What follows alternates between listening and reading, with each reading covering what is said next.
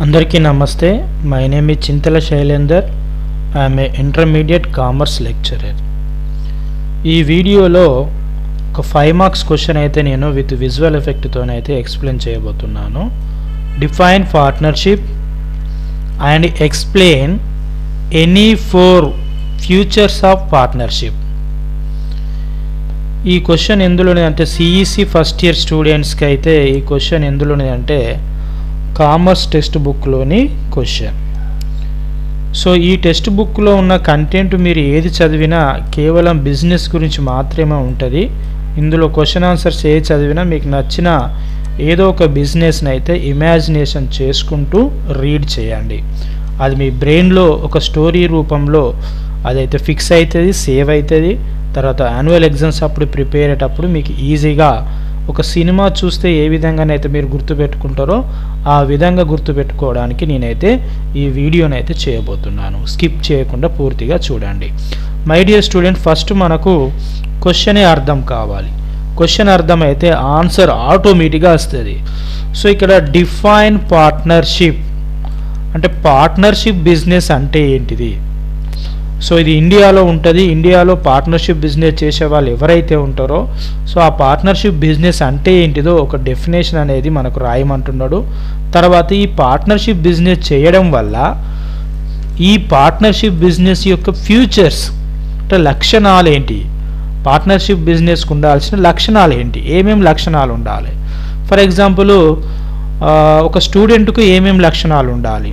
ఒక స్టూడెంట్ ఉదయాన్నే మార్నింగ్ లేచి స్నానం చేసుకొని టిఫిన్ చేసి లేదంటే భోజనం చేసి కాలేజీకి వచ్చి కాలేజీలో గౌరవ అధ్యాపకులు చెప్పిన తెలియని విషయాలు తెలుసుకొని వాళ్ళు ఏమైనా హోంవర్క్ ఇస్తే హోంవర్క్ చేసి ఇట్లా ఎవ్రీడే మనము చదువుకునే విధంగా విద్యార్థులైతే వాళ్ళ యొక్క లక్షణాలు అంటే స్టూడెంట్కి ఉండాల్సిన ఈ లక్షణాలు, పెద్దలు చెప్పింది వినడం, గురువుల పట్ల గౌరవంగా ఉండడం, ఇది విద్యార్థి యొక్క ఫ్యూచర్స్. అట్లనే ఒక స్టూడెంట్కి ఏ విధంగానైతే ఫ్యూచర్స్ ఉంటాయో మంచి మంచి లక్షణాలు ఉంటాయో ఒక మనిషికి ఏవైతే లక్షణాలు ఉంటాయో అట్లనే ఈ ఇండియాలో ఉన్న పార్ట్నర్షిప్ బిజినెస్కు ఏమేమి లక్షణాలు ఉన్నాయి అనేది మనం ఈ వీడియోలో తెలుసుకోబోతున్నాం. ఫస్ట్ డెఫినేషన్ చూద్దాం. డెఫినేషన్.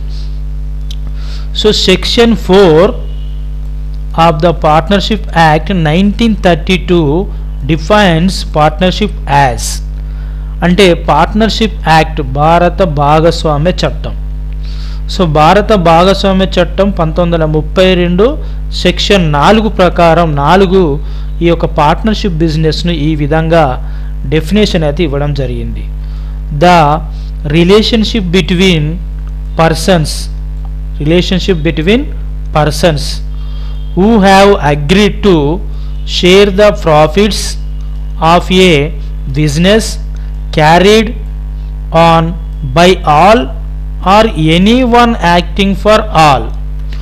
ఒకరు లేదా ఒకరి తరపున అందరూ కానీ అందరి తరపున ఒకరు కానీ ఈ యొక్క బిజినెస్ను ఒక అగ్రిమెంట్ ద్వారా భవిష్యత్తులో లాభం వచ్చినా లేదా నష్టం వచ్చినా ఒక షేర్ ఒక నిష్పత్తి ప్రకారం వాళ్ళ అగ్రిమెంట్లో పెట్టుకున్న ఒక నిష్పత్తి ప్రకారం లాభాలను పంచుకోవడానికి ఏర్పడిన ఒక సంస్థనే పార్ట్నర్షిప్ బిజినెస్ అంటాం.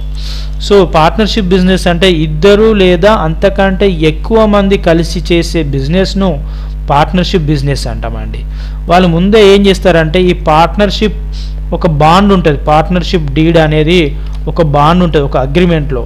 అంటే భవిష్యత్తులో లాభం వచ్చినా నష్టం వచ్చినా ఎలా పంచుకుందాం అనేది 2:1 నిష్పత్తి ప్రకారమా 3యా సో వాళ్ళు పెట్టుకుంటారు. ఏ నిష్పత్తి ప్రకారం పంచుకోవాలో వాళ్ళు పెట్టుకుంటారు. సో ఈ విధంగా అగ్రిమెంట్ మీద 1932 పార్ట్నర్షిప్ యాక్ట్ 1932 ప్రకారం దీంట్లో వాళ్ళ యొక్క పార్ట్నర్స్ యొక్క అడ్రస్లు వాళ్ళు ఏ విధంగా ఏ బిజినెస్ పేరు ఏంటిది అనేది పూర్తి వివరాలు ఈ యొక్క బాండ్లో పెట్టుకొని వాళ్ళైతే పార్ట్నర్షిప్ బిజినెస్ అయితే చేస్తారు. ఇది ఒక డెఫినేషన్. మరి ఈ పార్ట్నర్షిప్ బిజినెస్ వల్ల పార్ట్నర్షిప్ బిజినెస్కు ఏమేం ఫ్యూచర్స్ ఉండాలి, ఎవరైతే ఈ పార్ట్నర్షిప్ బిజినెస్ పెట్టాలనుకుంటారో ఎవరైతే ఈ పార్ట్నర్షిప్ బిజినెస్ పెడతారో ఆ పార్ట్నర్షిప్ బిజినెస్ పెట్టే వాళ్లకు ఆ పార్ట్నర్షిప్ బిజినెస్కు ఉండాల్సిన లక్షణాలు ఏంటిదో మనం ఇప్పుడు ఒక 4 నేర్చుకుందాం. ఫస్ట్ వన్ వచ్చేసి ఫార్మేషన్ అంటే ఒక పార్ట్నర్షిప్ బిజినెస్ను ఎలా పెట్టాలి అంటే the partnership form of business organization is governed by the provisions of the Indian partnership act 1932. So formation ఎట్లా, ఇండియన్ పార్ట్నర్షిప్ యాక్ట్ 1932 ప్రకారమే ఈ యొక్క బిజినెస్ని అయితే స్టార్ట్ చేయాలి, ఫార్మేషన్ చేయాలి. It comes into existency through a legal agreement where in the terms and conditions governing the relationship among the partners. అంటే ఇక్కడ చూడండి మనకి ఏమంటున్నారంటే, సో ఇక్కడ అగ్రిమెంట్ ప్రకారము పార్ట్నర్షిప్ డీడ్ ప్రకారము దీంట్లో వాళ్ళ యొక్క పార్ట్నర్స్ యొక్క టర్మ్స్ అండ్ కండిషన్స్ ప్రకారము అప్లై చేసుకొని ఇండియన్ పార్ట్నర్షిప్ యాక్ట్ 1932 ప్రకారం అయితే బిజినెస్ని అయితే ఫార్మేషన్ చేయాలన్నారు. సో ఆ యొక్క అగ్రిమెంట్లో వాళ్ళ sharing of profits and losses, so వాళ్ళు భవిష్యత్తులో లాభం వచ్చినా నష్టం వచ్చినా ఎలా పంచుకుంటారో అగ్రిమెంట్లో వాళ్ళు పెట్టుకోవాలి. And the manner of conducting the business are specified must lawful, అంటే ఒక న్యాయపరమైన ఇన్స్ట్రక్షన్స్తోనే న్యాయపరంగానే ఆ యొక్క బిజినెస్ని అయితే రన్ చేయాలి అనేది ఇందులో ఉన్న మోటివ్. సో ఫస్ట్ ఇది ఫార్మేషన్. సో సెకండ్ చూద్దాము, second feature association of 2 or more persons. మరి ఒక పార్ట్నర్షిప్ బిజినెస్ పెట్టాలి అంటే మినిమం అట్లీస్ట్ ఎంతమంది ఉండాలి, అట్లీస్ట్ 2 పర్సన్స్ ఉండాలి. ఒక పార్ట్నర్షిప్ బిజినెస్ పెట్టాలంటే మినిమం 2 పర్సన్స్ ఉండాలండి. విజువల్లో చూస్తున్నాను, ఒక పార్ట్నర్షిప్ బిజినెస్ పెట్టాలంటే మినిమం 2 పర్సన్స్ ఉండాలి.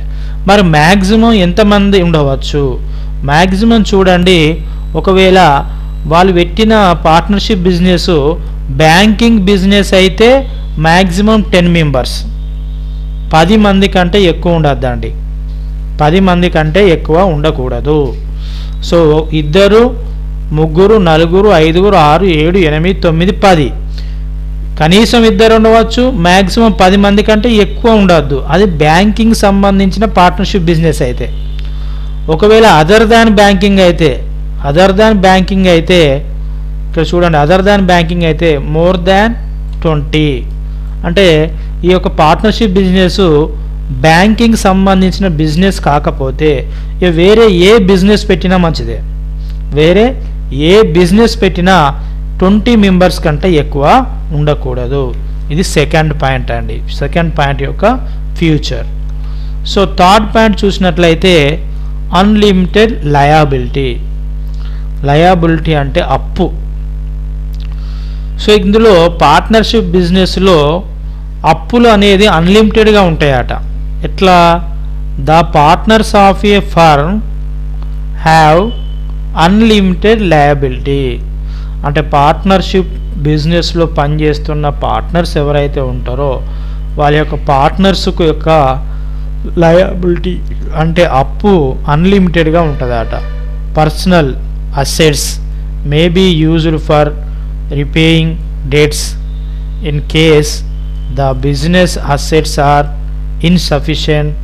So further the partners are jointly and individually liable for payment of debts. ఇక్కడ చూడండి, వీళ్ళు పార్ట్నర్షిప్ బిజినెస్ చేస్తున్నప్పుడు వీళ్ళు తీసుకొచ్చిన అప్పులు ఏవైతే ఉంటాయో, పార్ట్నర్స్ తీసుకొచ్చిన అప్పులు ఏవైతే ఉంటాయో ఆ అప్పులు పూర్తి బాధ్యతగా అవసరమైతే ఈ పార్ట్నర్షిప్ బిజినెస్లో ఉన్న ఏవైతే అసెట్స్ ఉన్నాయో, ఆస్తులు ఏవైతే ఉన్నాయో ఆ ఆస్తులని అమ్మిన తర్వాత కూడా ఇంకేమైనా అప్పులు ఉంటే వాళ్ళ యొక్క వ్యక్తిగతంగా అంటే వాళ్ళ యొక్క వ్యక్తిగతంగా ఉన్న ఆస్తులు కూడా మరి ఇది అప్పులు అనేది కట్టాలి, వాళ్ళ యొక్క ఆస్తులు అమ్మైన అప్పులు కట్టాలనేది ఇది మూడో ఫ్యూచర్, ఇదొక ఫ్యూచర్. సో నాలుగోది, ఫోర్త్ ఫ్యూచర్ చూసినట్లయితే implead authority. There is an implied authority that any partner can act on behalf of the firm. The business will be bound by the acts of partners. So అందరి తరపున ఒకరి తరపున అందరూ అనే నినాదంతో ఏర్పడిందే ఈ యొక్క పార్ట్నర్షిప్ బిజినెస్ అండి. ఈ పార్ట్నర్షిప్ బిజినెస్లో ఒక్కరు మంచిగా పనిచేసినా కూడా ఆ బిజినెస్కు బాగా పేరు వస్తుంది అనేది దీని యొక్క కంటెంట్. ఫిఫ్త్ది existence of lawful business. Lawful న్యాయపరమైన వ్యాపారం. The business of which the persons have agreed to share the profit must be lawful. So ఈ పార్ట్నర్స్ ఇద్దరు లేదా అంతకంటే ఎక్కువ మంది కలిసి చేస్తారు కాబట్టి, సో ఫర్ ఎగ్జాంపుల్ వీళ్ళిద్దరు కలిసి పార్ట్నర్షిప్ బిజినెస్ చేస్తారు అనుకుంటే ఒక 10,000 రూపీస్ ప్రాఫిట్ వచ్చింది అనుకుంటే వాళ్ళు ఒకవేళ 3:1 నిష్పత్తి ప్రకారం ఈ profit and loss ratio share ratio అన్నట్టు 3:2 అంటే ఈ 10,000 రూపాయలలో 3+1 10,000ను 4 భాగాలు చేసి 4 భాగాలలో 3 భాగాలేమో విడి తీసుకుంటాం అనుకుందాం, ఒక భాగమేమో విడి తీసుకుంటాం అనుకుంటాం.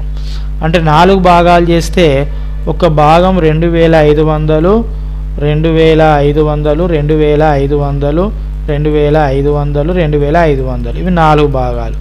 ఈ 4 భాగాలలో 3 భాగాలు అంటే 7,500 ఏమో వీడి తీసుకుంటాడు, 2,500 వీడి తీసుకుంటాడు.